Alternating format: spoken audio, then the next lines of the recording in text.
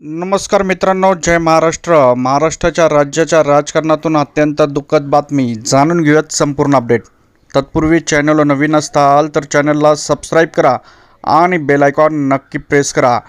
मुख्यमंत्री देवेंद्र फडणवीस यांच्यावर दुःखाचा डोंगर. जाणून घेऊयात पूर्ण माहिती.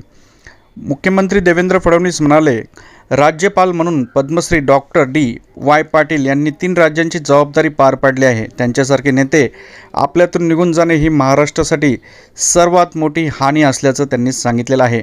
मित्रांनो, आपण देखील कमेंटमध्ये त्यांना भावपूर्ण श्रद्धांजली अर्पित करू शकता. मुख्यमंत्री देवेंद्र फडणवीस यांनी पद्मश्री डॉक्टर डी.वाय. पाटील यांच्या यशवंत निवासस्थानी भेट देत सतेज पाटील कुटुंबियांचे सांत्वन देखील केले आहे. यावेळी डी.वाय. पाटील ग्रुपचे अध्यक्ष संजय डी. पाटील, आमदार सतेज पाटील, माजी आमदार ऋतुराज पाटील देखील उपस्थित होते. शिक्षण, सहकार, उद्योग अशा प्रत्येक क्षेत्रामध्ये पद्मश्री डॉक्टर डी.वाय. पाटील यांनी प्रचंड मोठे कार्य उभे केले आहे. त्यांनी सामान्य माणसाला दिलासा देण्याचे देखील काम केल्याचे मुख्यमंत्र्यांनी सांगितलेले आहे. सीएम फडणवीस यांनी पद्मश्री डॉक्टर डी.वाय. पाटील यांच्या प्रतिमेस पुष्पहार अर्पण करून त्यांना भावपूर्ण श्रद्धांजली अर्पित केली आहे. मित्रांनो, आपण देखील कमेंटमध्ये या महान व्यक्तीला श्रद्धांजली अर्पित करा.